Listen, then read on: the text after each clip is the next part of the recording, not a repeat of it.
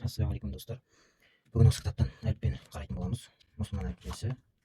Құрастырып дайындаған Жандос Айтбай, редактор Ильяс Отаров, көркемдеуші Нұрдыбек Батбасты.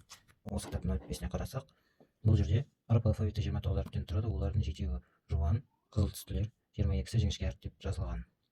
Алдында айтқан кітапта 28 әріп деп айтылған. Яғни бұл жерде әлиф, әлифтің астында хамза белгісі тұр. Бұл әлиф болса, мынау хамза. Бә, тә, фә, джим, ха, ха, дәл, зәл, ра, зә, син, шин, сад, дод, та, ла, айн, ғайн, фә, қаф, кәф, ләм, мим, нун, вау, һә, ләм әлиф, яй. Яғни бұл алфавитте ләм әлиф қосылған. Яғни бұл ләм, мұны ләм, және мұны әлиф бірге қосылып жазылғаны, осыны ләм әлиф деп бір әріп етіп қойып қойған. 29 әріп деп осыны айтып тұр. Ал кейбір кітаптарда бұл ләм әлиф жоқ, 28 әріп деп мынаны айтпай кетеді.